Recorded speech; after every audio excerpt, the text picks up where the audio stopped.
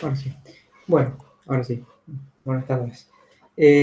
Bueno, la idea de la clase de hoy es ver el tema de portabilidad y traductores, que va a ocupar una parte de la clase y el resto, si quieren, lo podemos destinar a consultas que eventualmente tengan del tema de WebAssembly, que es uno de los temas también de esta clase.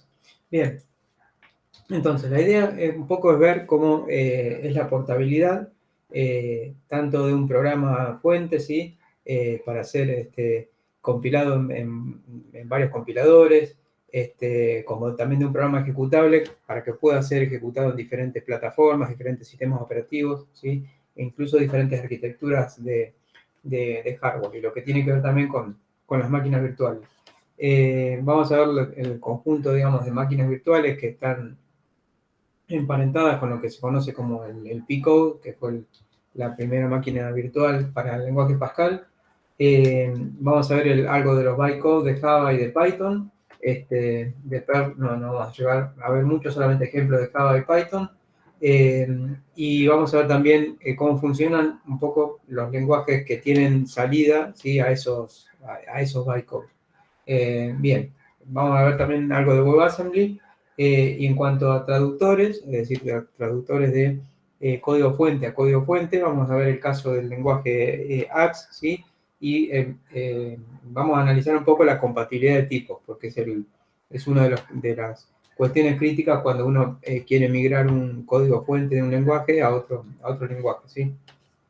También, obviamente, la semántica tiene que ver, sobre todo la semántica ligada a lo mismo, ¿sí? A la compatibilidad de tipos. Entonces, bueno, vamos a ver que cuando queremos hacer que un código fuente, ¿sí? sea portable, en realidad estamos hablando de portarlo a diferentes compiladores o intérpretes, que son los que van a leer ese código fuente para compilar el programa, ¿sí? O para interpretarlo e ir ejecutándolo paso a paso. Y lo que estamos hablando es que un mismo código fuente pueda servir para varios compiladores o intérpretes, ¿sí? Por eso acá hay un 1 y de este lado siempre hay un n. Después vamos a ver que los códigos ejecutables, cuando hablamos de que son portables, en realidad la idea es que sean portables en el sentido que puedan ser ejecutados por varias máquinas virtuales, ¿sí? O varios sistemas operativos. Por ejemplo, un código portable, ejecutable portable, podría ser un código que funciona en Windows eventualmente, ¿sí? En Windows y Linux, cosa que sabemos que se complica, ¿sí? Pero eso estamos hablando cuando decimos que un código ejecutable es portable. También un código ejecutable es portable cuando funciona sobre diferentes arquitecturas de hardware, ¿sí? Que sabemos que eso funciona en cierta medida en relación justamente a que sea así el mismo sistema operativo. Pero en realidad vamos a ver por qué se puede y por qué no se puede portar, ¿sí? Un código ejecutable en cada caso. Bien. También los compiladores tienen un aspecto de portabilidad, pero si uno piensa que los compiladores en realidad son códigos ejecutables, ¿sí? Está hablando también que son portables para que funcionen en diferentes máquinas virtuales, diferentes sistemas operativos, diferentes arquitecturas de hardware, ¿sí? Por ejemplo, el compilador de Visual C++ o el de C Sharp, ¿sí? Que funciona sobre la plataforma Windows, no es el mismo que funciona sobre Linux, ¿sí? Que hay un compilador de C# adaptado para Linux. Sería portable si sería el mismo compilador, ¿sí? Que funcione. Así que bueno, un poco la idea es analizar esto, sobre todo estas dos cosas que son las principales, ¿sí? El código fuente y el código ejecutable. Bien, entonces para analizar esa portabilidad tenemos que ver con quién interactúa y por qué, digamos, es portable, ¿sí? Con una familia de casos en donde esas interacciones son las mismas. Entonces, estamos hablando que un código fuente, ¿sí? Puede ser en este caso compilado, ¿sí? O interpretado por varios compiladores o intérpretes, si se respetan ciertas cuestiones que tienen que ver con las directivas del compilador y que los compiladores entiendan, ¿sí? La misma sintaxis y generen la misma semántica para el mismo código fuente. El código ejecutable en realidad tiene que interactuar, ¿sí? Por ejemplo, con la máquina virtual y para que pueda ser portado a diferentes máquinas virtuales tiene que, el código que generan, ¿sí? Porque estamos hablando no que esto se ejecuta sobre una plataforma concreta, sino sobre una máquina virtual, por ejemplo el caso de Java, ¿sí? El código abstracto que genera ese código, digamos, que implica ese código ejecutable, tiene que poder ser entendido por todas las máquinas virtuales, ¿sí? Por ejemplo, en el caso de Java, ¿sí? Algunos programas, algunos puntos hard, para decirlo de forma concreta, de Java funcionan en la máquina virtual de Java 3, 4 y 5 y 6, pero no en la 7. Bueno, ahí estamos hablando justamente de que hay una compatibilidad limitada, porque el código abstracto ese, a partir de cierta máquina virtual, sí, no es entendido, o al revés. Bien, cuando estamos hablando de que un código ejecutable se ejecuta, ¿sí?, sobre un sistema operativo, en realidad tenemos que ver que el sistema operativo soporte el modelo de memoria del código ejecutable. Cada una de estas cosas las vamos a ir viendo después en detalle, ¿sí?, a continuación. Que el sistema operativo respete o esos sistemas operativos, porque estamos hablando de que este código sí puede ser ejecutado por varios sistemas operativos. Todos estos van a tener que contemplar o soportar de alguna manera el modelo de memoria que está implícito en este código ejecutable, ¿sí? Que era lo que Marcela les comentaba, por ejemplo, del modelo de assembler, que uno pone model small o stack tanto. Bueno, eso tiene que ser soportado por todos esos sistemas operativos. La entrada-salida también tiene que ser compatible, ¿sí? Las interrupciones que tenga el sistema operativo también tienen que ser compatibles, y si el programa tiene interfaz gráfica, tiene que tener el mismo, por ejemplo, el mismo manejador de ventanas, ¿sí? Para que pueda ser compatible. Eso pasa, por ejemplo, en Linux, en donde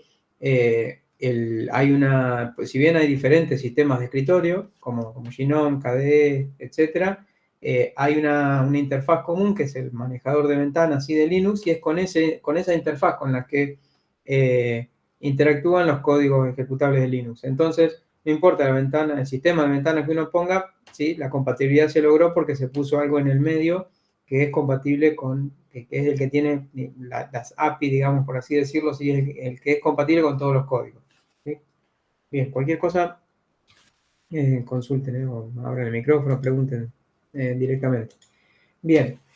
Cuando hablamos de que un código ejecutable es compatible con varias arquitecturas de hardware, ¿sí?, estamos hablando que, por ejemplo, que las arquitecturas de hardware o esas arquitecturas tengan soporte para los tipos y operaciones que tiene ese código ejecutable, ¿sí?, compilado, por ejemplo.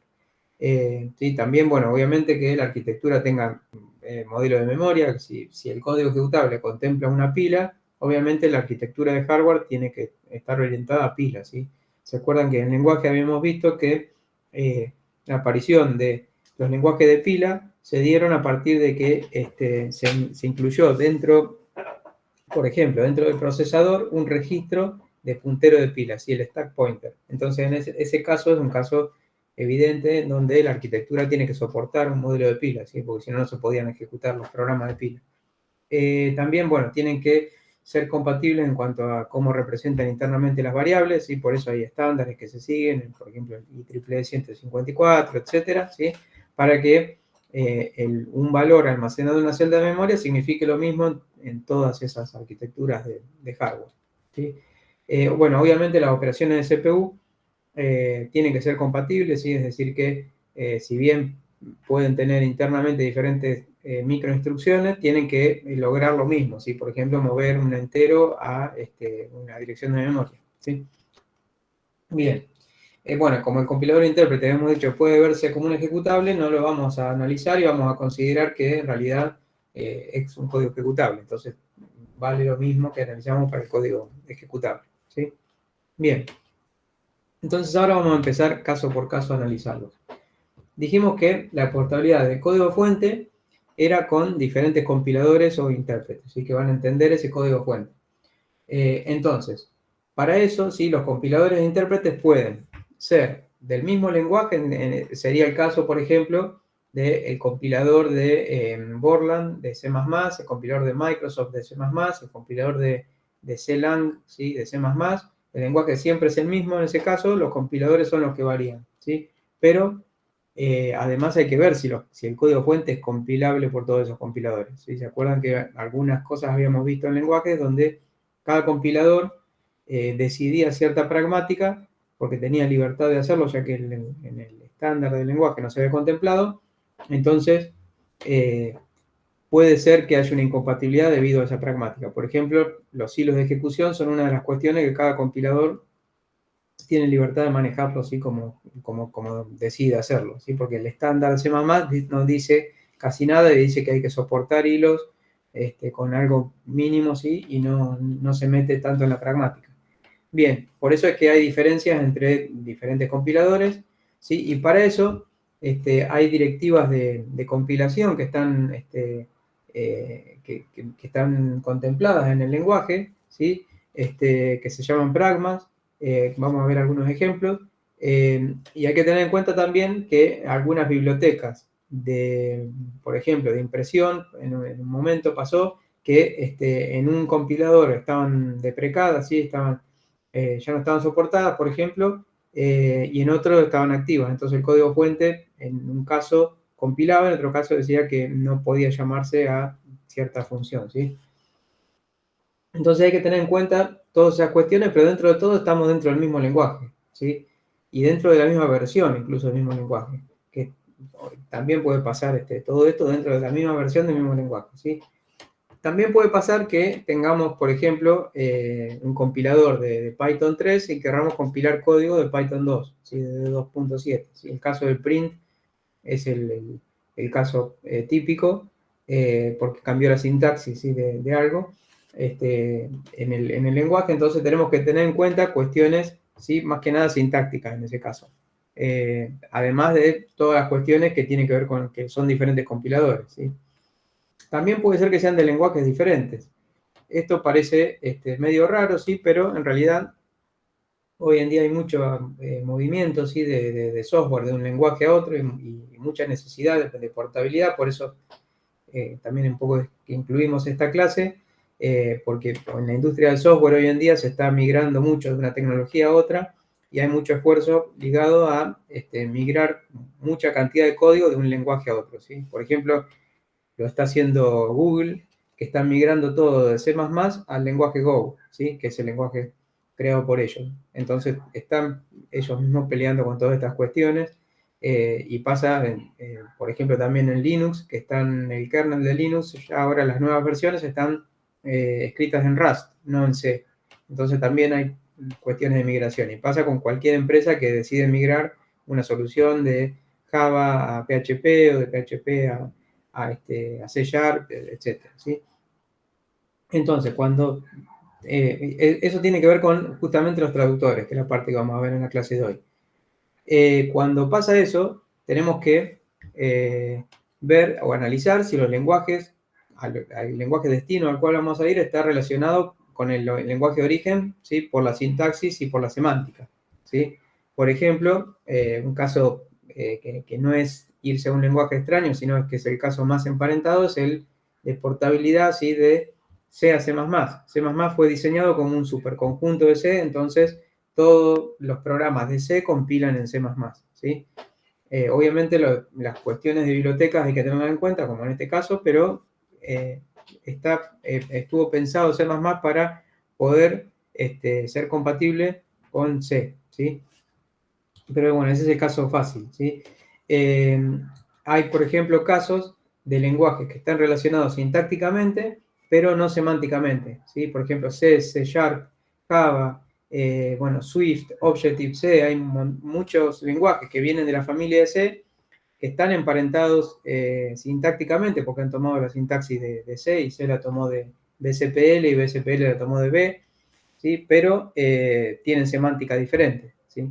¿Se acuerdan que semánticas diferentes, ¿sí? ¿Se acuerdan que en el caso de Java, declarar un objeto como clase 1, objeto 1, implicaba que objeto 1 era un puntero a un objeto, ¿sí? que era de la clase 1 y el objeto ese estaba en el heap, mientras que en C++ la misma sintaxis significa que el objeto 1 es una variable que está en la pila, por ejemplo, de la unidad donde se lo declaró, y que para que sea un puntero tenemos que ponerlo explícitamente, ¿sí?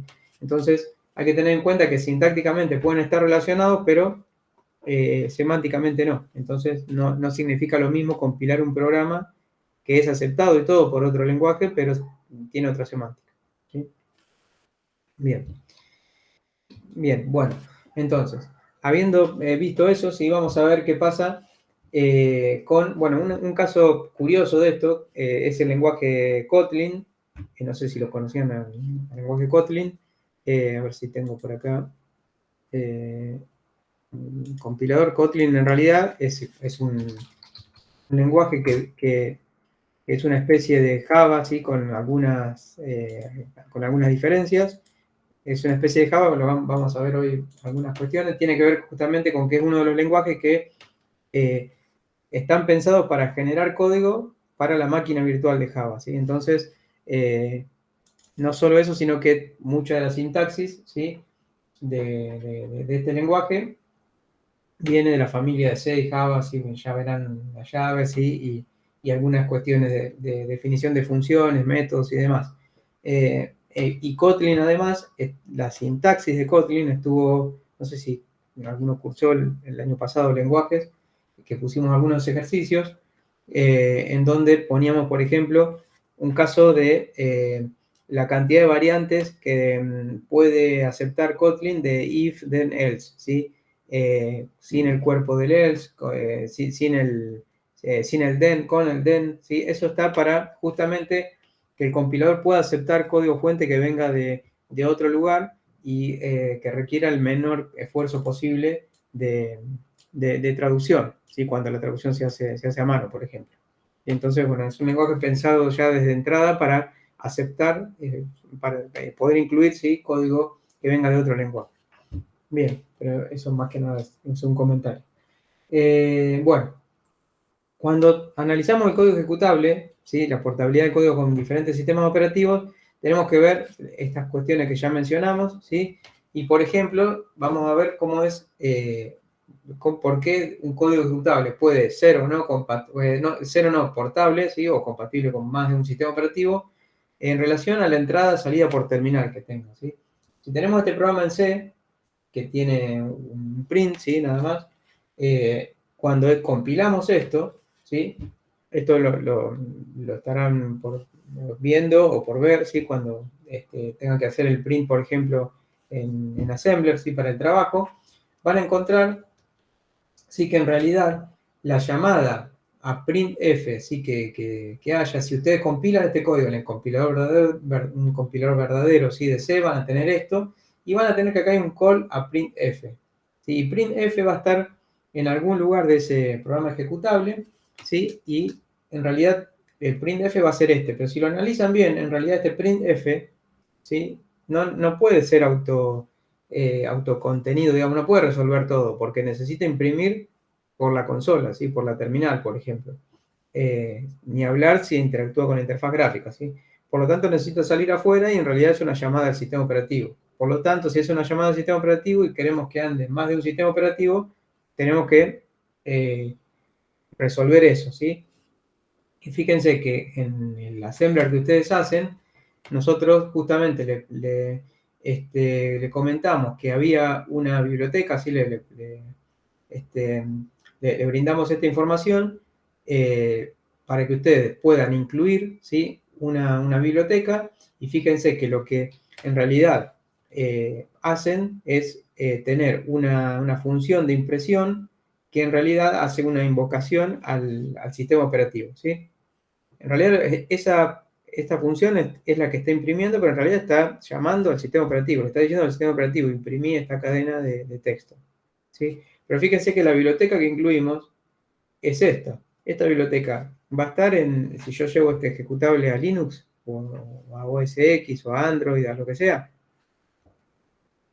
y no va a estar. Entonces, este código ya sabemos que no es portable entre diferentes sistemas operativos porque ya está por su entrada-salida atado a un sistema operativo, ¿sí? Entonces, esto muestra que justamente la interacción con el sistema operativo es una de las trabas más grandes que hay para la portabilidad, ¿sí? de un ejecutable de un lugar a otro, ¿sí? Si se puede portar, tienen que ser, por ejemplo, de la misma familia de sistemas operativos que brinden, ¿sí? La misma forma de interacción con la entrada-salida. ¿Sí? Bien, entonces esta era la llamada ¿sí? a la función de impresión.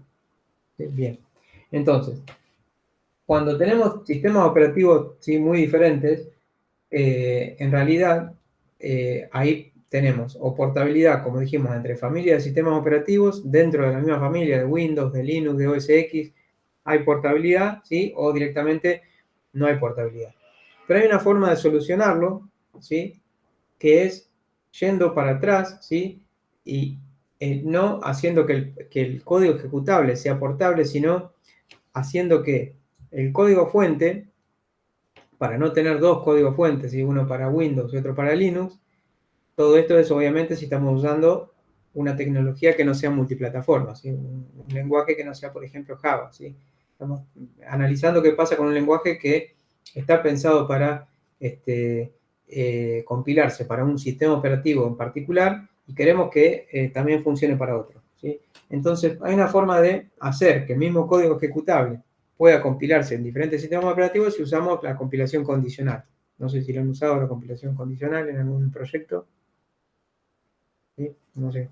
Bien. Entonces, ¿cómo es la compilación condicional?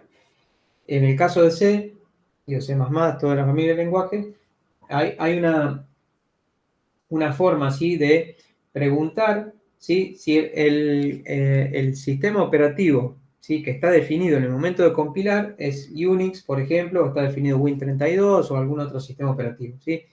Entonces, preguntamos, si está definido Unix, incluimos esta biblioteca. Si está definido Windows, incluimos esta biblioteca. Entonces, cuando compilamos el programa, ¿sí? Se van a incluir las bibliotecas del sistema operativo ¿sí? en el cual esté ejecutándose el compilador. ¿Sí? Entonces, o en el cual, con el cual esté configurado el compilador. Podemos hacerlo también teniendo el compilador en un solo sistema operativo y configurándole ambientes para simular diferentes sistemas operativos. ¿Sí? Entonces, con eso, ¿sí? No zafamos de tener dos ejecutables, pero tenemos un solo código fuente. Entonces, con esto podemos decir, bueno, si está definido Windows, cuando hagamos el print, podemos también de nuevo preguntar si todas las veces que querramos, en cada parte del programa, si cuál sistema operativo está definido en cada momento, justamente en los cuales hay que recurrir al sistema operativo, ¿sí? Para entrada, salida, para lo que sea. ¿Sí? Bien, entonces esto es una forma de tener un solo código fuente que no funcione sobre todos los sistemas operativos que querramos, ¿sí? Para los cuales obviamente haya posibilidad de hacer lo mismo que queremos hacer en uno, ¿sí? Incluso podemos decir, bueno, si no está soportado, no se hace parte del programa, ¿sí? Para que no dé error, para no, digamos, hacer algo que puede llegar a dar error en tiempo de ejecución.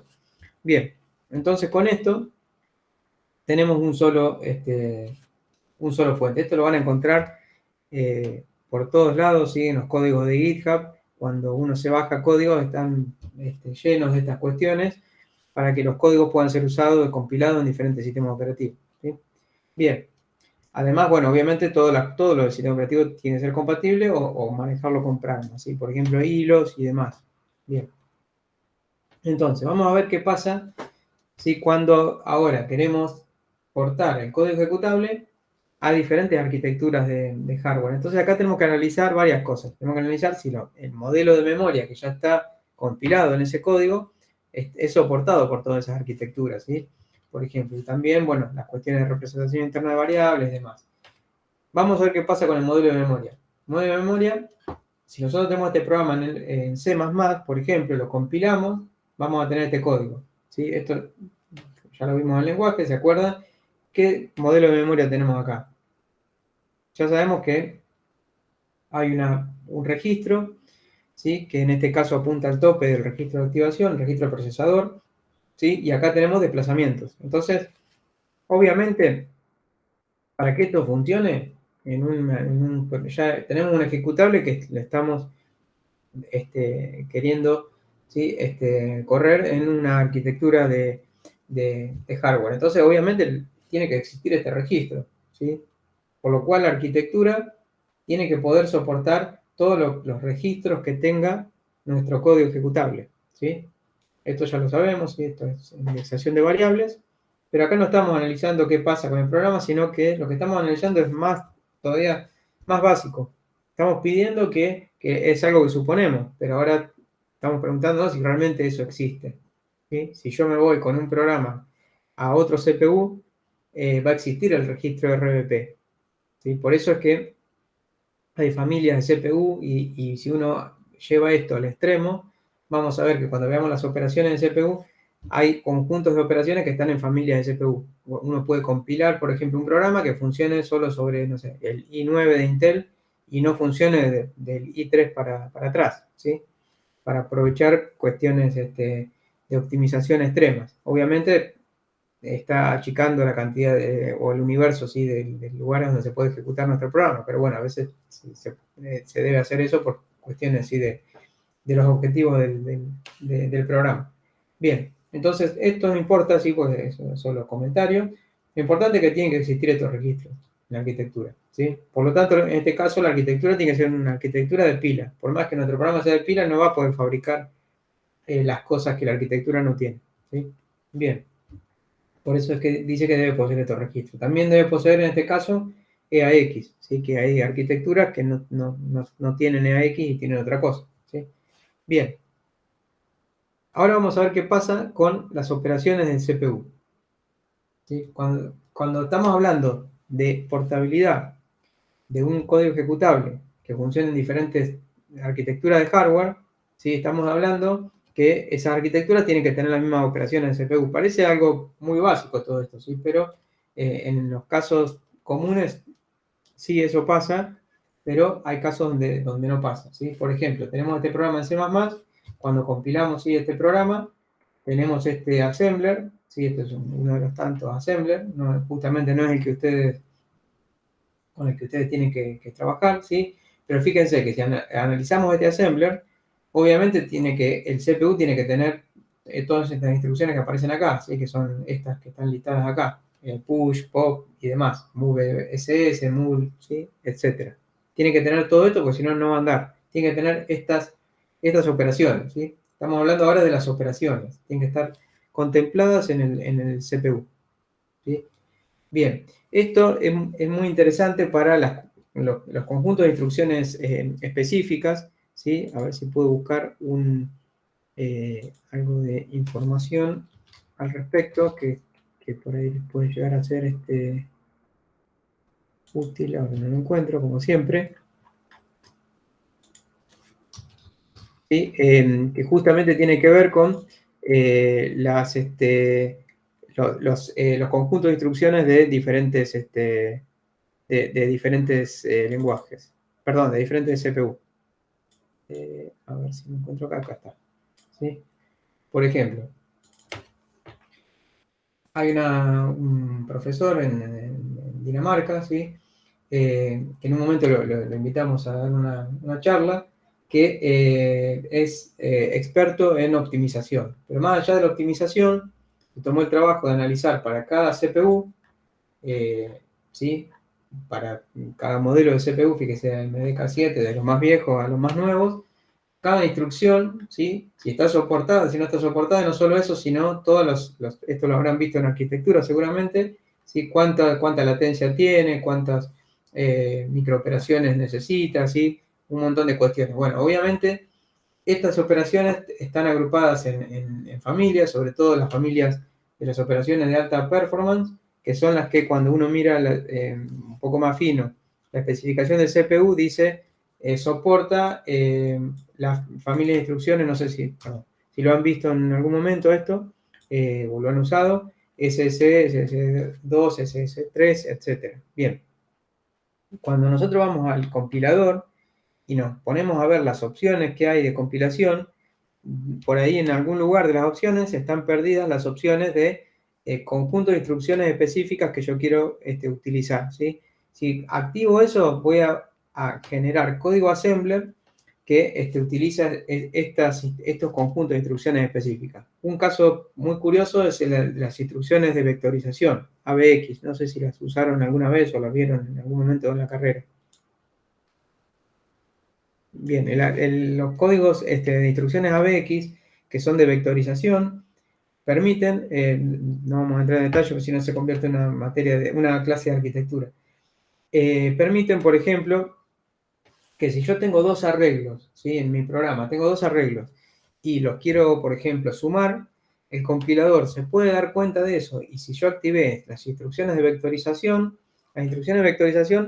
que existen en los CPU más modernos, permiten sumar dos arreglos, ¿sí? Obviamente de longitud conocida y acotada, pero dos arreglos en un solo ciclo de reloj, ¿sí? Tienen múltiples, en realidad tienen vectores de registros en lugar de tener registros individuales, cargan los arreglos en dos vectores de registros y con un solo clock, ¿sí? Suman, con un solo pulso así de clock, suman todo el arreglo en una sola instrucción.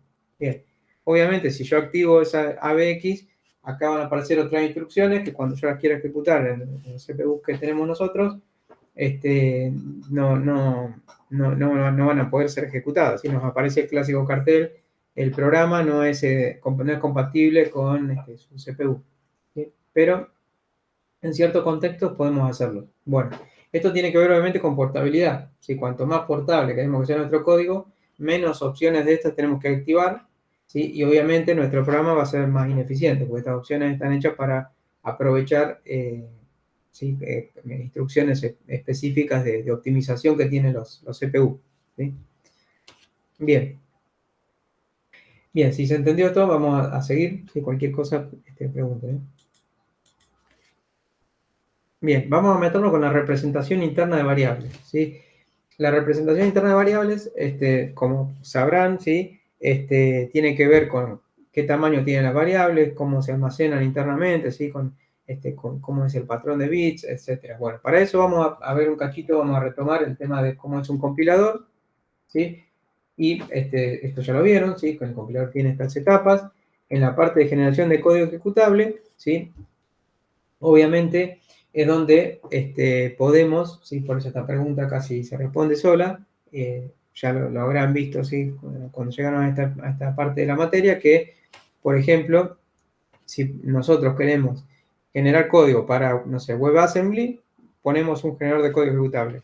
Cuando queremos generar código para MSM32, ponemos otro generador de código ejecutable, ¿sí? Hasta acá está todo bien.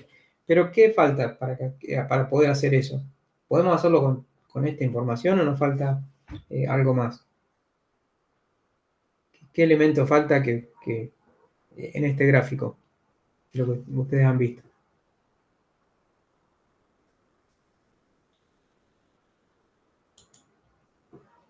La tabla de símbolos, ¿sí?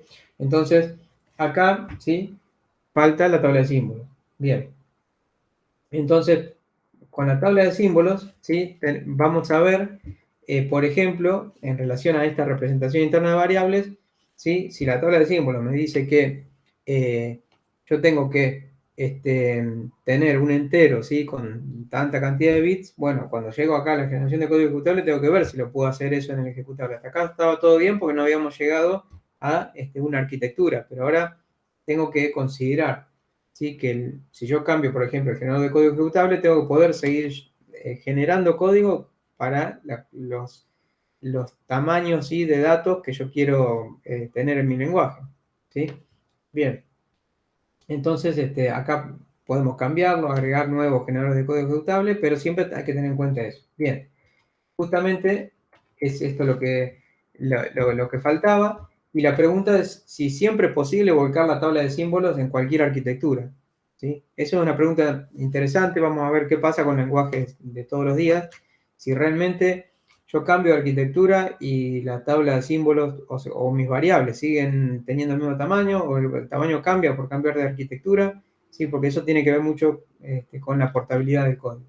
Bien, ¿y qué pasa con los tipos de datos? Si hay tipos de datos que pueden ser inviables en determinada arquitectura, ¿sí? Entonces, bueno, vamos a ver un poco eso.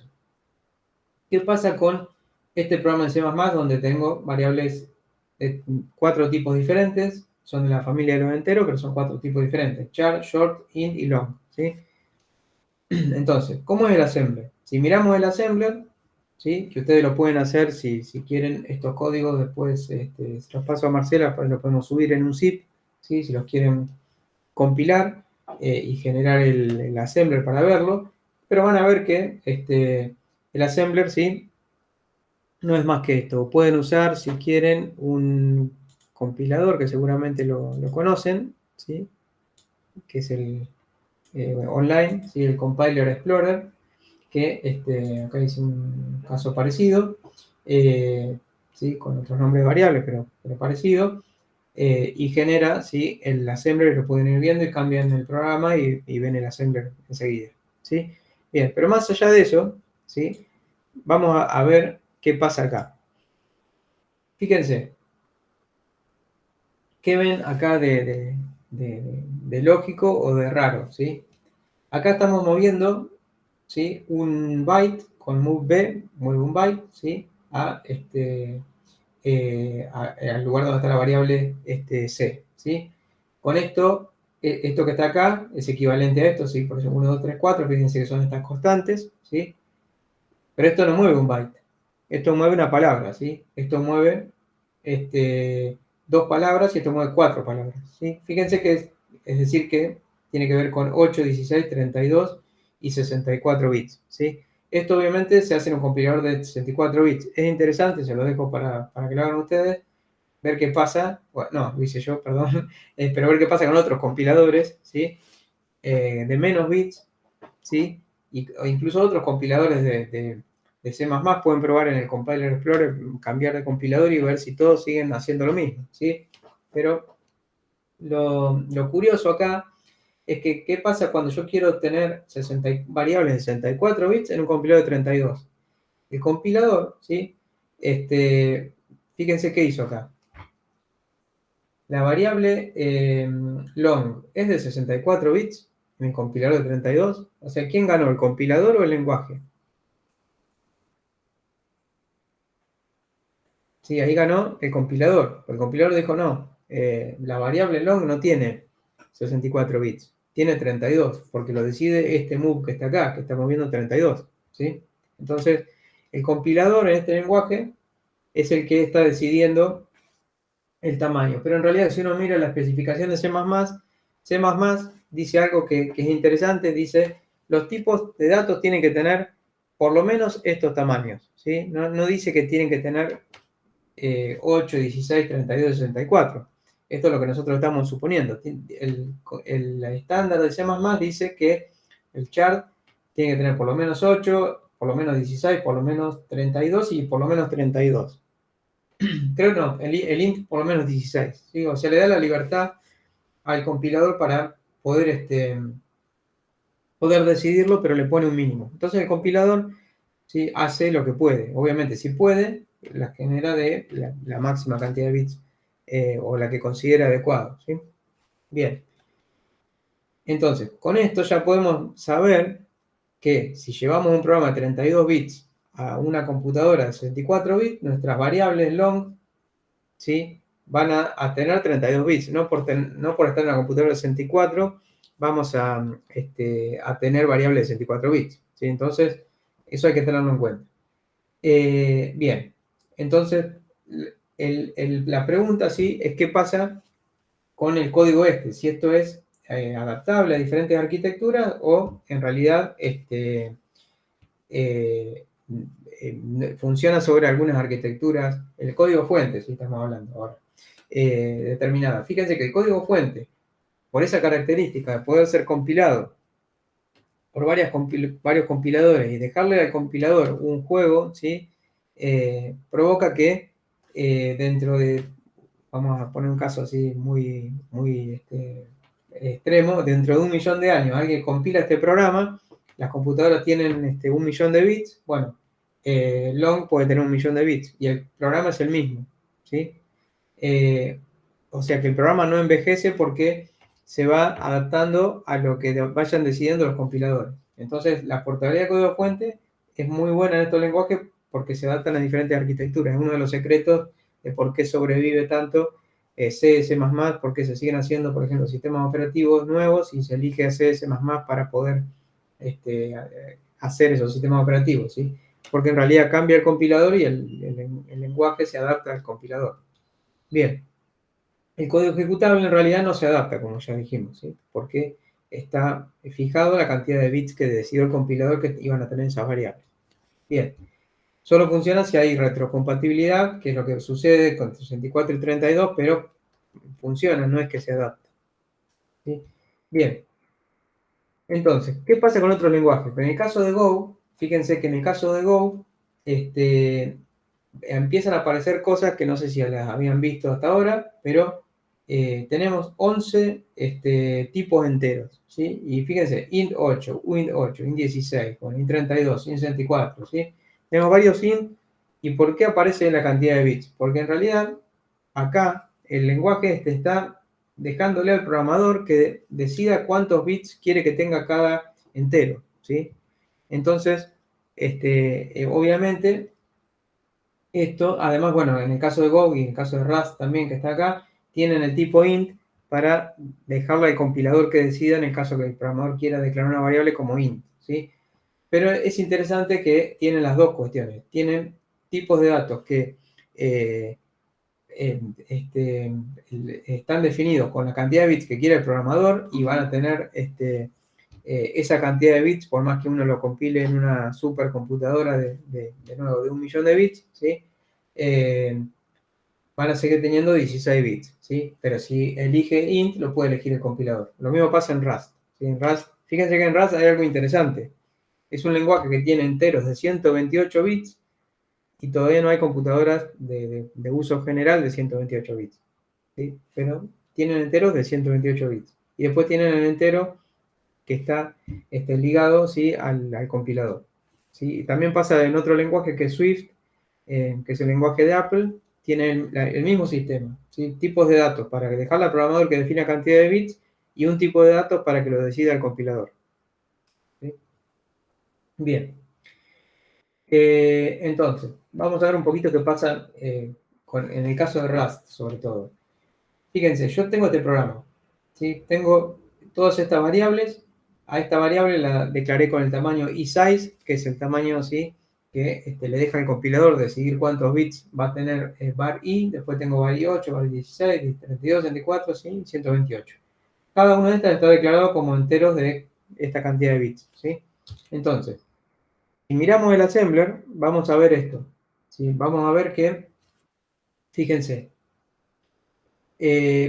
tenemos un move de un byte, un move de una palabra, un move de dos palabras, y todos estos son move de 4 palabras, ¿sí? O sea que esto mueve 8 bits, 16, 32, y todos estos mueven 64, ¿sí? Esto tiene lógica con el programa este.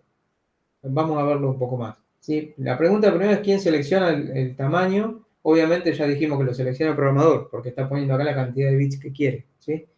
Entonces, en estos casos, el compilador le hace caso al programador. Si el programador puso 8 acá, acá mueve un byte. Si el programador puso 16, acá mueve 2 bytes. Acá puso 32, 32, 64, 64, ¿sí? Pero, ¿qué pasa con esta y con esta de acá arriba? Con esta, fíjense que el programador quería un entero de 128 bits.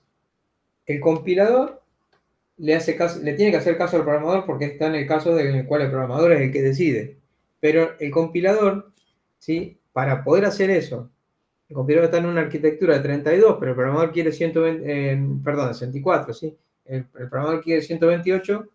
Fíjense que se las arregla para convertir esta variable en dos celdas de memoria automáticamente, ¿sí? Porque le está haciendo caso al programador. ¿Está bien? Y var i 128 tiene 128 bits, ¿sí? Y en este caso, digo, o sea, que acá también lo decide el programador, y al igual que todo esto, por más que, por eso está separado esto, por más que en este caso sea un poco más difícil por las limitaciones de la arquitectura.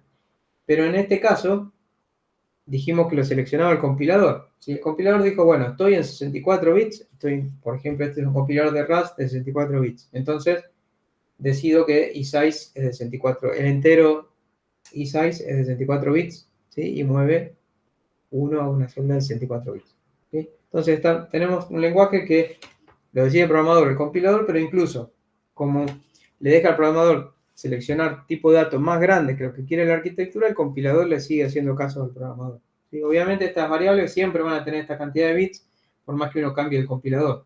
Y esta va a variar de acuerdo a lo que los compiladores nuevos de Rust decidan, ¿sí? Bien.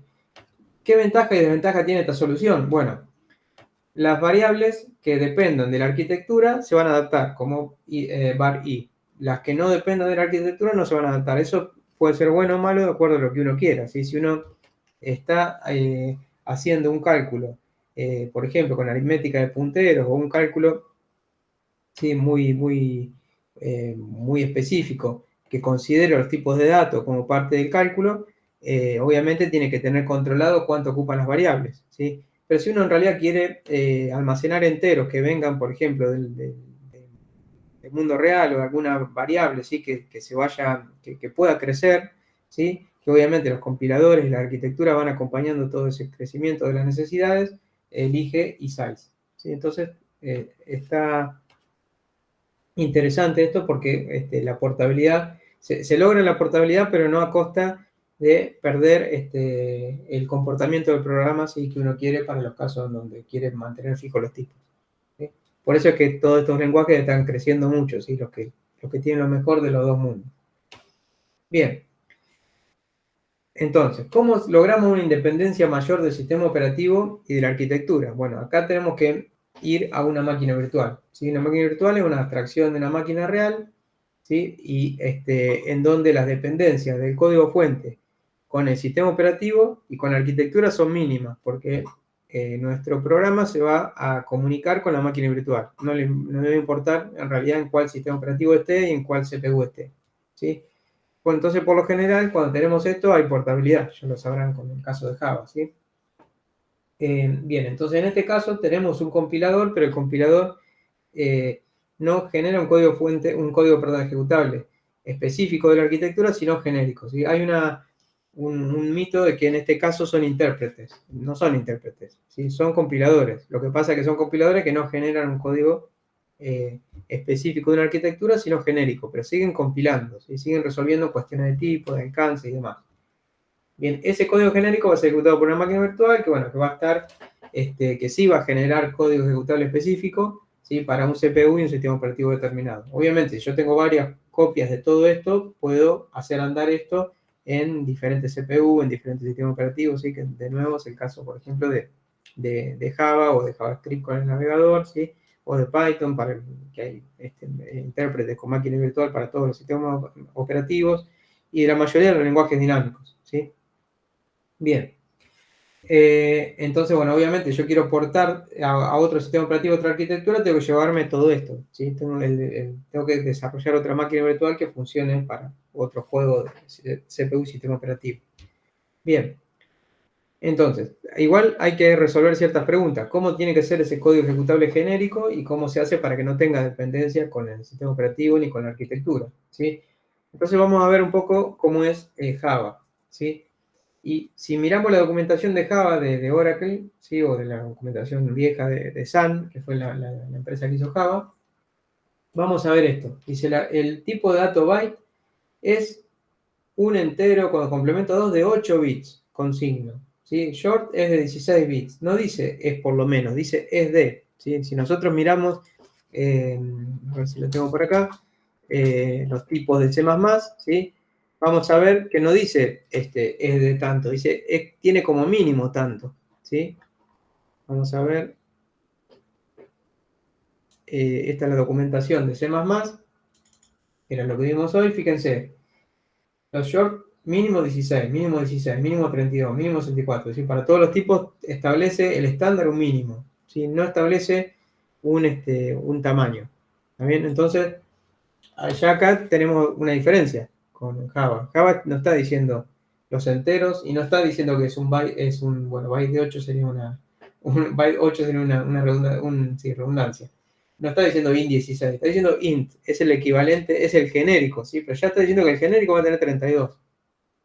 Entonces, si miramos otro lenguaje como C#, dice lo mismo, no dice por lo menos, dice que tiene tanto, ¿sí? Cada tipo tiene su tamaño, ¿sí? Entonces, acá ya tenemos algo, tenemos que la máquina virtual de estos lenguajes van a tener que definir alguna forma para poder almacenar las variables con esos tamaños que ya definió el lenguaje, ¿sí? Que no se pueden cambiar porque los definió el lenguaje, ¿sí? Entonces, si el CPU o el sistema operativo en donde está corriendo esa máquina virtual no soporta esas características, la máquina virtual se las tiene que arreglar para simularlas, ¿sí? para hacerle caso al lenguaje, porque acá estamos teniendo un caso en donde el lenguaje es el que manda, ¿sí? No el compilador. Bien, esto es una referencia, ¿sí? Más que nada histórica de las máquinas virtuales. Todas las máquinas virtuales, en mayor o menor medida, vienen de las máquinas virtuales, las modernas, ¿sí? Porque hubo máquinas virtuales anteriores, como la máquina de Ford y demás.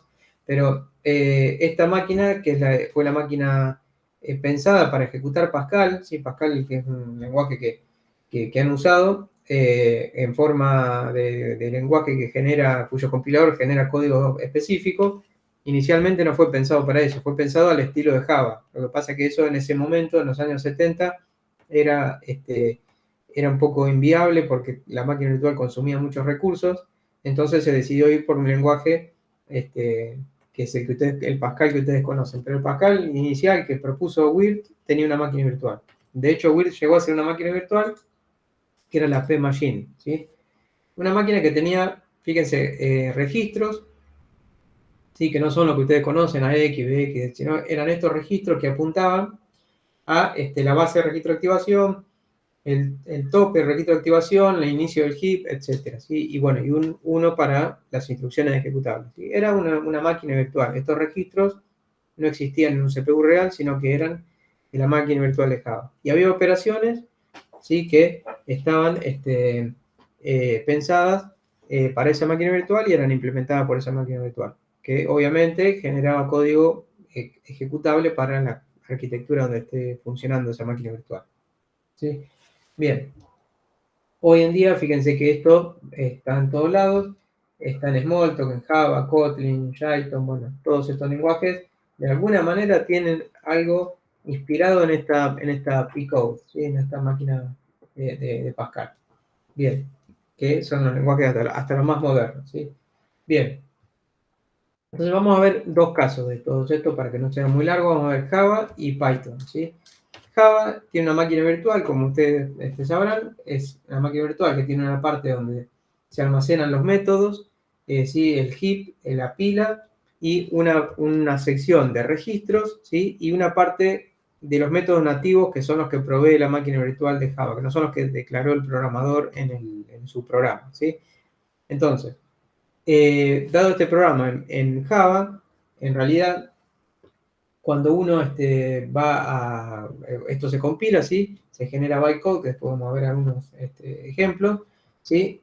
Lo que sucede con este programa cuando está funcionando es que en la parte de la pila, ya esto lo vimos en lenguajes, hay registros de activación, ¿sí? Uno para cada método, esto ya lo sabemos. Entonces, en este registro de activación, ¿sí? Se van poniendo, este es el registro de activación del main, donde está W, ¿sí? Se van poniendo las variables, después ya lo hemos visto, ¿sí?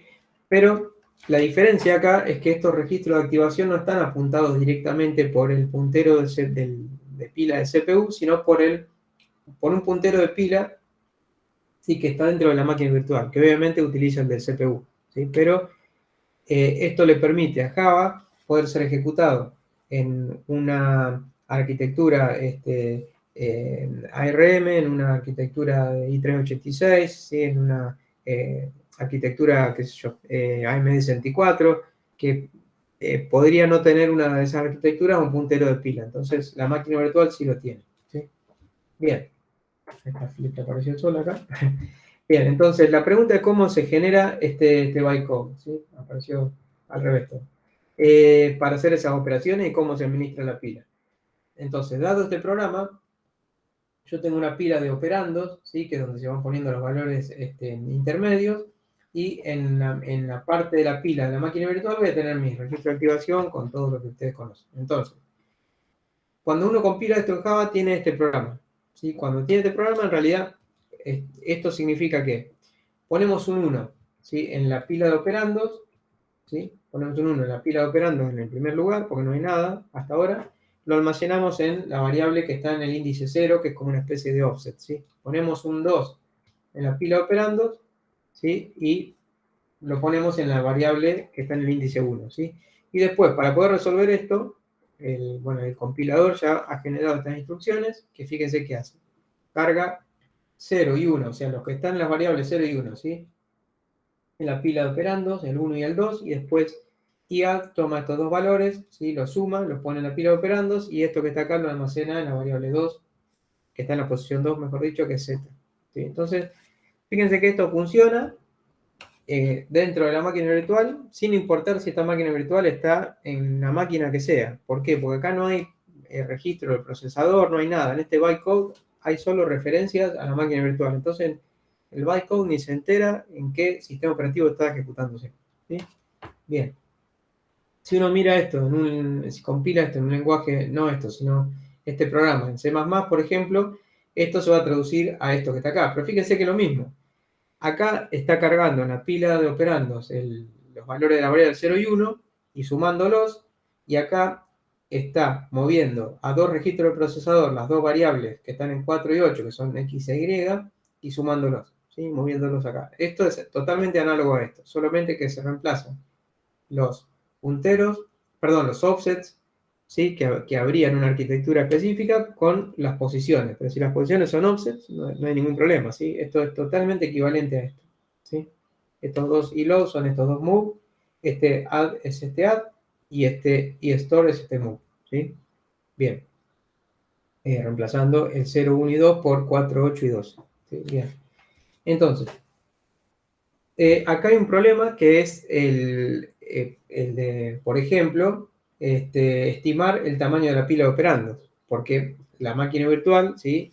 Tiene que estimar un tamaño para esta pila de operandos, que fíjense que si yo acá pongo cosas más complicadas, donde necesito niveles de precedencia, ¿sí? E ir anidando valores auxiliares, esta pila empieza a crecer, ¿sí? Entonces, el compilador de Java es el que cuando compila esto, este bytecode, pone en un lugar, ¿sí? El tamaño, un tamaño estimado, ¿sí? De pila de operandos que va a necesitar la máquina virtual, y cuando uno hace doble clic en el jar, o lo llama con Java -jar, ¿sí? La máquina virtual lee ese número y pone la pila operando con ese tamaño, ¿sí? Es parecido a lo que hace un sistema operativo cuando se acuerda que tenía que preguntarle al programa qué tamaño de heap necesitaba, qué tamaño de pila necesitaba. Bueno, lo pregunta en el archivo, y el compilador fue el que guardó en ese archivo esa información, ¿sí? Entonces se calcula el tamaño máximo y se pone ese tamaño. Con eso logra funcionar, ¿sí? Sin salir al sistema operativo a preguntarle cosas. Bien, entonces ahora vamos a ver los tipos de datos. Los tipos de datos que tenemos en Java, ¿sí? Ya los vimos, los tamaños que teníamos para los tipos de datos. Entonces, si compilamos este programa, tenemos este bytecode. En este bytecode, ¿sí? Encontramos cosas interesantes, que ya algunas las vimos en el lenguaje, ¿sí? Una es que, fíjense, esta instrucción de asignación a un long, ¿sí? Acá estamos asignando un 1 a un long. Fíjense que la instrucción es un lstore, ¿sí? Lstore, si uno mira el manual, ¿sí? Del bytecode de Java, va a encontrar que lstore mueve un long. Si volvemos acá atrás al tamaño que tenían las variables en Java, un poquito más para atrás, ¿sí? Nos encontramos que un long es de 64 bits, ¿sí? Cuando tenemos el short es de 16, cuando tenemos int es de 32, y así sucesivamente. Entonces vamos a volver acá.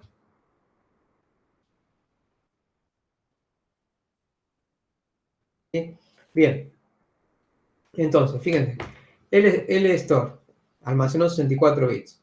Ahora, hay que cargar un 2.0 en la variable Y, ¿sí? Entonces, esto en Java era cargarlo en la pila de operando y después llevarlo al lugar donde estaba la variable. Entonces, ¿qué pasa acá? Acá hay algo raro. No sé si se llega a ver. En el caso anterior, vamos a volver al caso anterior, teníamos la variable X en la posición 0, la variable Y en la posición 1, la variable Z en la posición 2, que son los lugares donde se movían los valores, ¿sí? Que son estas posiciones que están acá. Eran contiguos, porque la pila siempre dijimos que es contigua. Si miramos esto, acá pasa algo raro. Tenemos una variable en 0. La otra variable, que es Y, está en 2, ¿sí? No está en 1. ¿Sí? Entonces, ¿qué pasa acá? Si miramos la documentación de Java, de la máquina virtual de Java, no del lenguaje, vamos a encontrar algo curioso que todo el mundo usa Java y no lo sabe, entre ellos yo hasta que lo descubrí, que dice que la máquina virtual de Java es de 32 bits. Así que por más que yo tenga una máquina virtual de Java compilada para una arquitectura de 64 bits para poder funcionar más eficientemente en cuanto al procesamiento de los datos y demás, ¿sí? La pila de operandos y la pila de Java es de 32 bits. Cada posición de donde va cada variable es de 32 bits, no es de 64. Por más que yo tenga una arquitectura de 64, es de 32. Entonces, esta variable que era de 64 bits, porque vimos que el long era de 64, ocupó dos slots. Por eso es que esta variable X ocupa el slot 0 y el 1. Por eso es que Y se pone en el slot 2. ¿Sí? Entonces, después seguimos adelante. Acá ponemos un 3.0 en Z, que es double. Fíjense que el float, si volvemos para atrás, vamos a ver que es 32 bits. Entonces cabe en un slot. ¿Sí? Entonces ahora sí podemos poner el float, el valor del float en la variable 3 que está pegada a Y. Es decir que también tiene que ver con la portabilidad. La máquina virtual de Java decidió que los slots siempre son de 32 y para poder poner los valores de 64 hay que poner, hay que ocupar más slots. ¿Sí? ¿Está bien? Eso permite que las máquinas virtuales de Java nuevas pueden ejecutar código Java viejo, ¿sí? Y al revés no sucede, ¿sí? No sucede tanto. Entonces, bueno, después seguimos adelante, vemos que para hacer las operaciones obviamente se cargan los datos y demás, ¿sí? Y la pregunta está, ¿cuántos bits ocupa cada tipo? Y se observa algo extraño, era lo que descubrimos recién, ¿sí? Bien. ¿Y por qué no ocurre lo mismo con YZ? Porque no se necesita, ¿sí? Y es de 32 y Z es de 32. Bien. Bien, entonces, perdón, double de 64, ¿sí? Entonces, estamos teniendo algo que es lo que nos importa a nosotros, es que la máquina virtual se ajusta a los tamaños definidos por el lenguaje. Es decir, que el programador quiere que el int, dice que quiere que una variable sea int, bueno, la variable esa int sí, va a tener un tamaño que va a ser el que compiló el compilador y la máquina virtual le hace caso sí, al compilador. Bien, en Python ¿sí? Pasa algo similar, hay otra máquina virtual con que también vimos algo en lenguajes, con otra organización, ¿sí? También con una especie de pila, pese a que no es un lenguaje compilado, ¿sí? Hay una pila que en realidad, como Python tiene tipos dinámicos, se las arregla para tener una pila, pero la pila tiene solo las direcciones donde están las variables, ¿sí? No tiene los valores. Entonces, si la variable cambia de tamaño por haber cambiado de tipo, cambiará de lugar donde está el valor en el heap, ¿sí? Pero no en la pila. Entonces puede tener una pila tranquilamente. Bien. Lo importante acá es que si nosotros miramos el bytecode de Python, de este programa en Python, ¿sí? Nos encontramos con algo interesante que también hemos visto antes, perdón, que tiene que ver con que, fíjense, que acá A se vuelve 1, B se vuelve 2, ¿sí? Logconst 1, storefast 0, logconst 2, storefast 1, ¿sí? Tiene carga de constantes en la pila de operandos y un almacenamiento en el índice de la variable que está en la pila, ¿sí? Entonces, una cosa interesante acá es que esto carga A y B, ¿sí? De nuevo en la pila de operandos, hace la suma y lo almacena en C. Y acá, fíjense que hay algo interesante que es que no hay información de tipos, ¿sí? Esta suma binaria, en realidad se llama binaria porque suma entre dos valores, pero estos dos valores, ahora vamos a ver, pueden ser cualquier cosa, ¿sí? Entonces, la pregunta por qué tiene un código intermedio, si es interpretado, tiene tipos dinámicos, justamente tiene que ver con que este código de Python tiene estos tipos, este programa de Python maneja estos tipos, ¿sí? Entero, flotante, string, ¿sí? Y fíjense que el programa hace lo mismo siempre, ¿sí?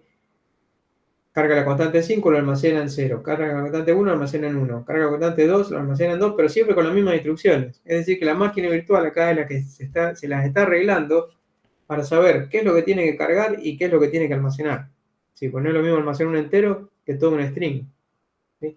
Y la suma esta de A más B, que es un entero con un flotante, la hace con la misma instrucción que vimos antes. Carga los dos nombres con la misma instrucción y la suma la hace con la misma instrucción. Es decir, que la máquina virtual y el intérprete están leyendo este código y están averiguando qué tipos tienen y cuánto ocupa cada variable, ¿sí? Para poder realmente ejecutar lo que tengan que ejecutar en cada una de estas instrucciones. ¿Sí? Es una compilación, una pseudo compilación, ¿sí? O lo que se llama una precompilación. Bien, entonces, si uno mira o hace la representación en memoria, va a tener esta representación en memoria, ¿sí? Donde las variables van a estar en la pila que vimos antes y los datos van a estar en el heap, ¿sí? Y en este caso se va a almacenar en D el valor de la suma, ¿sí? Que va a ser un nuevo dato que está en el heap. Bien. Entonces, acá la portabilidad de esto, ¿sí? También es sencilla. ¿Por qué? Porque el programador escribe este código que ni siquiera sabe cuánto ocupan los tipos, ¿sí? Los tipos van a estar definidos por el precompilador y por la máquina virtual, esencialmente, y el intérprete. Que analicen esto y van a considerar cuánto ocupa cada uno de estos tipos de datos, ¿sí? Entonces, es totalmente portable. Los códigos van a seguir funcionando, pero van a ir cambiando de tipo a medida que las máquinas virtuales y los intérpretes quieran, ¿sí? O lo decidan. Bien, entonces, si hacemos un resumen hasta ahora, tenemos lo siguiente. Tenemos que hay lenguajes en donde, como C, C++, Pascal, etc., en donde el programador no define la representación. El programador dice int, o float, o double, ¿sí? El lenguaje dice como mínimo tiene que tener tal tamaño. Y el compilador es el que decide, en realidad. Es el que, respetando el tamaño mínimo del lenguaje, decide cuánto tiene, ¿sí? Después teníamos los lenguajes como Java, Kotlin, bueno, Python, C Sharp, un montón de lenguajes, ¿sí? En donde el programador no define la representación y lo dice el lenguaje. Java decía, el entero tiene 16, ¿sí? El compilador no la define, el compilador hace caso al lenguaje, ¿sí? Y la máquina virtual es la que define cómo se implementa internamente, que decide hacer todo con 32 bits, ¿sí? Pero tenemos un caso donde el lenguaje no dice nada, perdón, dice el mínimo y el compilador es el que lo elige, otro donde lo dice el lenguaje, ¿sí? Y después tenemos el caso de Python, donde la máquina virtual es la que decide cuánto van a ocupar, que es la que se va a enterar recién de cuáles van a ser los valores y es la que decide cómo almacenar esos valores, ¿sí? Bien. Y después tenemos los casos de los lenguajes más nuevos, en donde existen dos posibilidades, en donde el programador puede definir representación, ¿sí? El lenguaje puede no definirla, ¿sí? Esto no está del todo claro, ¿sí? ¿Se acuerdan que el programador podía definirla y el compilador podía definirlo, ¿sí? El lenguaje no se mete en eso, ¿sí? Bien, lo decide el programador o el intérprete, perdón, o el compilador. Bien. En relación a la máquina virtual, ¿sí? De Java, se ha difundido tanto que muchos lenguajes decidieron tener como salida la máquina virtual de Java, ¿sí? No construir su propia máquina virtual, que requiere mucho esfuerzo, sino decir, bueno, vamos a generar bytecode para la máquina virtual de Java, ¿sí? Dentro de ellos, obviamente Java, pero hay otros lenguajes como Kotlin, que fue diseñado desde cero, pero para generar código para la máquina virtual de Java, y muchos otros lenguajes que en realidad vienen por ejemplo, Python, vienen de otros lenguajes como Python en ese caso, y le agregaron una J adelante, ¿sí? Y convirtieron a Python en un nuevo lenguaje que en lugar de ser como es Python, que tenga un generador de bytecode, un bytecode que es interpretado y se ejecuta, ¿sí? A algo que dice, no, voy a generar código para la máquina virtual de Java, que se va a ejecutar con la máquina virtual de Java, con la misma con la cual se ejecutan los programas de Java, ¿sí? Vamos a hacer un ejemplo chiquito con Kotlin. Tengo por acá. eh, para ver cómo funciona esto. A ver si lo encuentro. No es sencillo, acá está. ¿Sí? Es un Hello World, que de hecho es el mismo que está en la página de Kotlin, ¿sí? Pero vamos a tomar este Hello World, ¿sí? Y bueno, vamos a copiar acá el código para compilarlo, ¿sí? Lo vamos a ver, no tiene nada raro. Cuando tengo seteado el path, esta es el path donde está el compilador de Kotlin, que es Kotlin C, ejemplo KT, que es este ejemplo, y le digo que quiero generar un jar, ¿sí? Entonces hago esto, y ahora vamos a tener un ejemplo.jar. Entonces ahora hago java -jar ejemplo.jar, ¿sí? Y dice hello world. O sea, estamos compilando este programa en Kotlin, generando, ¿sí? Lo mismo que dice acá, un bytecode, pero no desde Jython, sino de Kotlin, y ejecutándolo con la máquina virtual de Java, ¿sí? Bien, la conveniencia justamente viene porque la máquina virtual de Java existe en casi en todos los sistemas operativos, ya casi que viene instalado con el sistema operativo, entonces está en todos lados, ¿sí? Y obviamente el esfuerzo de hacer una nueva máquina virtual no hay que hacerlo. Bien, y además, algo muy interesante que es posible interactuar con los métodos nativos que tiene la máquina virtual de Java. ¿Sí? Se puede aprovechar toda la biblioteca que tiene incluida la máquina virtual de Java. Bien. El problema acá obviamente es resolver los tipos dinámicos en el caso de Python, que tiene tipos dinámicos. Para eso, la máquina virtual de Java se actualizó hace como más o menos 7, 8 años para incluir llamadas a métodos dinámicos, ¿sí? Que obviamente si en Python se puede operar entre un entero y un float, cosa que en Java no se puede, bueno, Jython, ¿sí? Genera un método que hace esas conversiones, lo que tenga que hacer para hacer esas operaciones, y en el bytecode llama a ese método, ¿sí? Porque obviamente en Java no está previsto. Así que eso es la forma de hacerlo para que funcione la máquina virtual de Java. Bien. Bueno, entonces vamos a ver algo de WebAssembly, que en realidad ya lo vimos en la clase de la clase pasada, ¿sí? Que básicamente vimos que era un lenguaje que generaba, que consideraba así un código fuente y generaba un código que estaba orientado a la pila, ¿sí? Y que desde el punto de vista de la clase de ahora, que es de portabilidad, es interesante porque ¿sí? No solo podemos generar código WebAssembly a partir de un código, de un archivo de texto, ¿sí? Escrito en WebAssembly, sino que podemos venir desde otros lenguajes, ¿sí? Desde, por ejemplo, C, C++, Rust, Go, cada vez más lenguajes generan código con salida a WebAssembly, ¿sí? Porque el código WebAssembly puede ser ejecutado dentro de un navegador. Y es muy interesante poder hacer funcionar nuestros programas escritos en un montón de lenguajes dentro de un navegador, ¿sí? Bien, entonces lo que podemos hacer es todo esto, ¿sí? Podemos tener código fuentes escritos en esos lenguajes, generar código WebAssembly, ¿sí? Eso se hace a partir de herramientas que proveen los compiladores. En el caso de Rust y Go es interesante que ya viene como parte del compilador y pronto probablemente venga en C#, en Java y otros lenguajes, ¿sí? Que están hechos con una arquitectura de compiladores que contemplan que en la última de las etapas de generación de código ejecutable, con una opción de compilar puede generar código WebAssembly, ¿sí? Entonces generamos código WebAssembly, que también al cual podemos llegar desde un texto, que es lo que vimos en la clase pasada, ¿sí? Pero ahora nos interesa este camino, ¿sí? Entonces venimos desde un programa en C++, por ejemplo, ahora vamos a ver un ejemplo, lo compilamos a WebAssembly y lo metemos, ¿sí? en un navegador y lo ejecutamos tranquilamente, y eso obviamente va a ser ejecutado, ¿sí? Ya ahora por la máquina virtual de WebAssembly. Entonces, bueno, esto es muy interesante. Ahora vamos a ver un ejemplo en C++. Bien.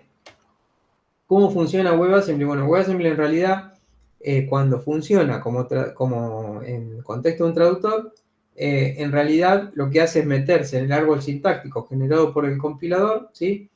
Y ese árbol sintáctico, ¿sí? Que es una de las representaciones intermedias que ustedes vieron, es lo que se usa como entrada para ir desde ahí a WebAssembly, obviamente con la tabla de símbolos, ¿sí? Bien, entonces puedo tanto generar un código binario como también desde C++ puedo generar un .wat, o sea, un archivo, ¿sí? En ese código, ¿sí? De WebAssembly intermedio, que me permite después compilarlo y después sí convertirlo en un WSM y ponerlo en un navegador, ¿sí? Entonces, cuando hago esto con este programa en C++ o pseudo C++, ¿sí? Y quiero llevarlo, por ejemplo, a un código intermedio para poder entenderlo, porque esto es un código binario, vamos a tener esto, ¿sí? Esto es lo que vimos en la otra clase. Vimos analogías de estos programas para ejemplos, ¿sí? Fíjense que acá tenemos un parámetro, ¿sí? Tenemos esta función que devuelve un entero, por eso devuelve esto que está acá, y como es una máquina orientada a la pila, obtiene, ¿sí? Las dos variables y la suma, ¿sí? Que es lo que se retorna, ¿sí? Entonces, esto, lo que se llega a esto desde una representación similar al árbol sintáctico, ¿sí? Que tiene WebAssembly. Bien, vamos a ver un ejemplo cortito de cómo ir desde C++ a WebAssembly. A ver si lo tengo por acá. Por ejemplo, bueno, este programa desde C, sí que es lo mismo. Bien. Entonces, para poder ir desde C, estoy en la carpeta códigos. Sí. Para ir desde C a WebAssembly hay varias formas de hacerlo. Vamos a hacerlo con una de las herramientas que hay disponibles. A ver si lo encuentro por acá. Acá están. Copié los scripts, sí, pero igualmente lo vamos a ver para no tener errores cuando uno tipea. Este es el pad donde está el compilador, que es el EMCC, que es un compilador de C, el GCC en realidad, con salida WebAssembly, ¿sí? Ponemos este código fuente, ¿sí? Y directamente le voy a decir que quiero un HTML, ¿sí? Entonces, cuando ejecutamos esto, va a generar, vamos a ver ahora en la salida, es interesante lo que genera, ¿sí? Va a generar a ver dónde está, creo que está por acá, esta ventana que se complica, pero la optimización, un segundo, vamos a compiladores, portabilidad, códigos, ¿sí? 1753, esto es lo que generó, ¿sí? Bien, entonces, fíjense que generó un WSM, que es el ejecutable, pero también esa herramienta, para hacer las cosas más fáciles, genera un HTML, ¿sí? Que lo habíamos visto en la clase pasada, que es lo que necesitamos para cargar ese WebAssembly. El HTML en realidad no necesitamos que lo genere solo, lo podríamos hacer nosotros. Entonces, vamos a hacer funcionar esto. A ver dónde lo tengo. Para hacerlo funcionar vamos a poner a funcionar un server de HTML, sí, de HTTP, perdón. HTTP, sí, que puede ser con el de Python, es lo mismo cualquiera. Esto va a escuchar en esa dirección. Entonces ahora vamos a ir a esa dirección y vamos a cargar el ejemplo ¿sí? Entonces ahora vamos a la consola y vamos a ver que el print que había por ahí, ¿sí? Está, no, perdón, este es sí, está bien, este es el print, esto es lo que imprime, ¿sí? Entonces, lo que vemos es que en realidad vamos a cortar esto que está acá, ¿sí? Está generando un WASM, ¿sí? Que puesto dentro de un HTML permite ejecutarlo dentro del navegador. Otra cosa interesante, a ver si lo tengo por acá, lo interesante es que, me faltan dos cosas a veces, es que hay compiladores online, ¿sí?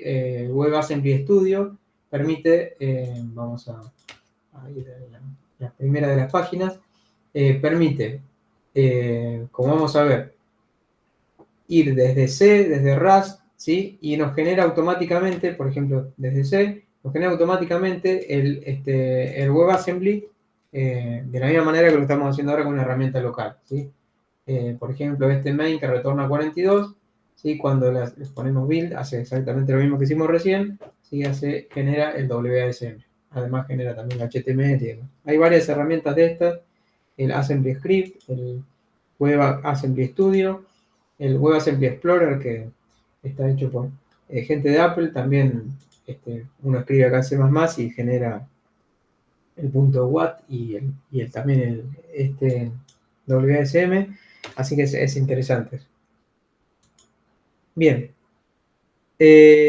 pasamos ahora a, ¿sí? Si no hay una pregunta, pasamos al caso de Axe, ¿sí?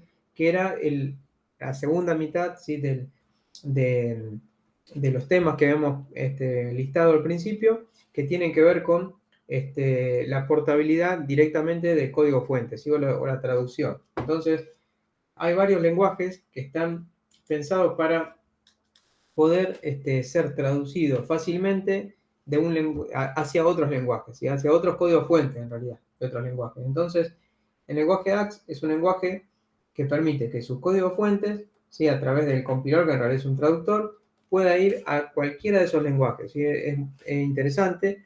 ¿Por qué? Porque también uno puede portar entre estos lenguajes entre sí, pero si uno va a Axe y tiene el modelo, lo que se llama el modelo de negocio de la aplicación en Axe, puede ir fácilmente a cualquiera de esos lenguajes sin ningún esfuerzo y de una forma estandarizada, ¿sí? A cualquiera de estos. Y fíjense que puede ir tanto a un lenguaje como C++, que es un lenguaje compilado con tipo estático, etcétera, como también a JavaScript o a Python, ¿sí? También a Java, a muchos lenguajes. Entonces vamos a hacer algunos ejemplos.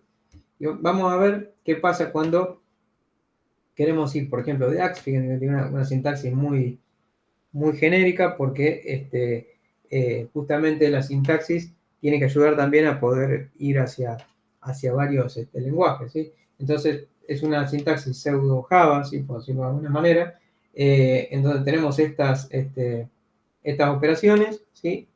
Con esas variables, y en realidad, si queremos ir a Python, el compilador de Axe nos va a dar este código fuente, ¿sí? Este código fuente en Python va a comportarse como se comporta este programa en Axe, ¿sí? Si queremos ir a JavaScript, nos va a dar este código fuente. Si lo va a generar automáticamente con un solo clic. Ahora lo vamos a hacer en los ejemplos. Entonces estamos teniendo un lenguaje que me permite con un clic generar código fuente para cualquier lenguaje que quiera, ¿sí? De este conjunto, y cada vez más. Esto incluso está un poco viejo porque hay algunos más. Entonces, tenemos esta situación. Vamos a ver cómo funciona. Entonces, uno va a ver, esto estaba en pruebas Axe, está acá, ¿sí? Entonces, vamos a ver este código, ¿sí? Este código es el código Axe que tenemos, y vamos a cortar este web server. Cuando uno quiere, por ejemplo, vamos a ir a la carpeta pruebas Axe, ¿sí? Quiere ir a, por ejemplo, a JavaScript, ¿sí? Vamos a no, Python.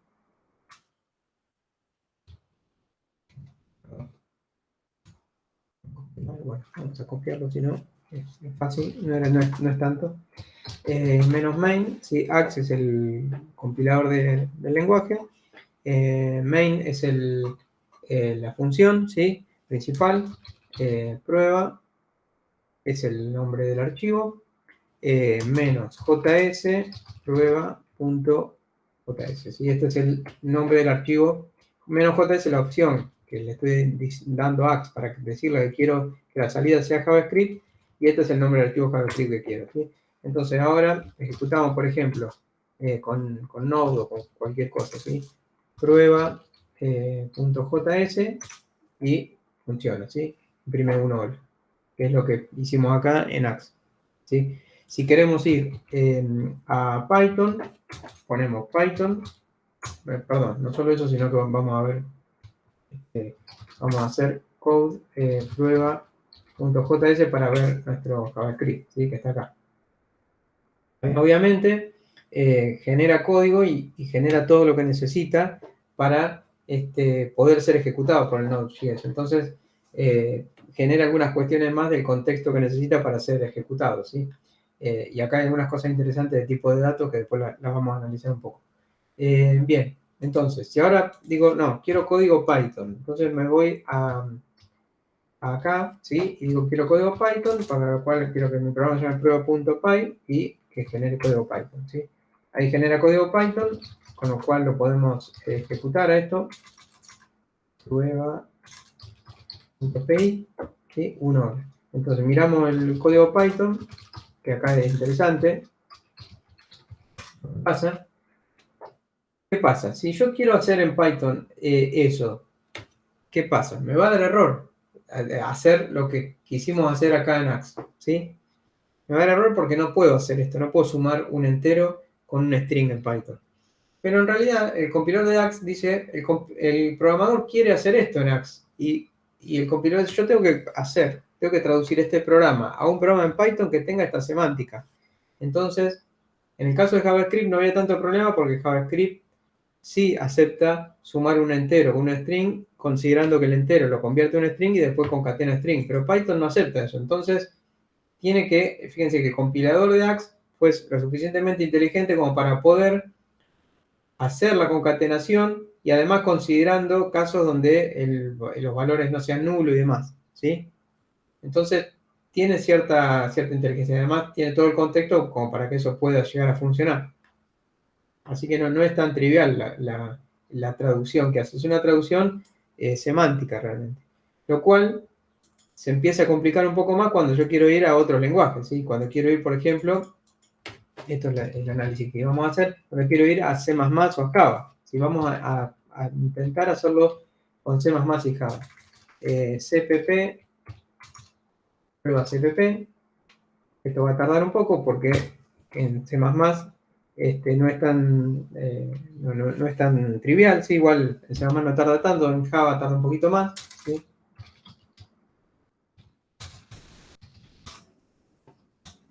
¿Sí? Pero no es tanto tampoco. Generó código C++ y Java, que vamos a verlo porque eso sí es interesante. Bien, entonces venimos acá, me generó estas dos carpetas, ¿sí? Prueba CPP, prueba.java, y nos metemos en prueba CPP y vemos, por ejemplo, que acá adentro no solo está el ejecutable, pero ¿qué pasa? En C++ tampoco puedo sumar un entero con un string. Si ejecutamos esto, lo va a hacer. Entonces, mirando un poco qué es lo que hizo, ¿sí? Porque está un poco más arriba, CPP, este es el código. No sé dónde lo mandó, acá está. Vamos a mandarlo acá al Visual Studio mejor.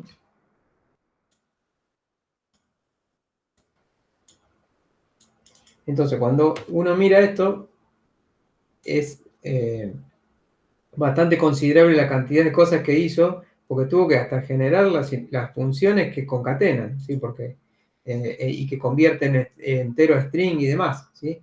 Tuvo que hacer todo, para después el programa sí termina siendo una llamada a funciones que hacen lo que tienen que hacer, ¿sí? Pero generó otras variables y demás. Eso es obviamente lógico porque está en el contexto de ir desde algo muy dinámico a un lenguaje muy estático. ¿Sí? Lo mismo pasa en el caso de Java. Si miramos en la carpeta de Java, vamos a ver que este jar, vamos a ejecutarlo, este jar, eso está en prueba.java, ¿sí? Java-jar, prueba jar, ¿sí? Imprime 1 hora, pero si miramos lo que generó, va a ser parecido al caso de C++, porque ¿dónde está eso? Está por acá adentro. No se me perdió. Un segundo que está en algún lado. Debe estar en Java. Está por acá. ¿Sí? Pero bueno, es exactamente lo mismo. ¿Sí? Lo que hace. ¿Sí? Importa cosas, hace todo lo que tenga que hacer para poder hacer la concatenación. ¿Sí? Estamos en un caso parecido al de C++, un lenguaje que no lo dejaba hacer, pero el programador acá en Axe lo quiere hacer, entonces el compilador de Axe le genera toda la semántica, todas las funciones y todo lo que tenga que generar para poder lograr esa semántica. Entonces, ¿cuáles deben ser los tipos de lenguaje AX? Bueno, es interesante porque tiene que ser lo suficientemente flexible para poder soportar, ¿sí?, todos los tipos de los lenguajes a los cuales yo quiero ir. ¿Sí? Y las construcciones semánticas del lenguaje también tienen que poder implementarse en todos esos lenguajes de destino. Cuanto más diferentes sean esos lenguajes de destino que pongo, que son realmente los que tiene Axe, más esfuerzo tiene que tener el compilador para poder tener la inteligencia para poder generar toda esa semántica, ¿sí? Bueno, justamente, cuanto más restrictivo es el lenguaje al cual yo quiero ir, más problemas tengo para poder, como traductor, para lograr una traducción que realmente funcione, ¿sí? Así que bueno, esto es todo. ¿No? Preguntas no hay, así que cuando quiera cortamos la grabación, Marcelo. Sí, ahí la corto.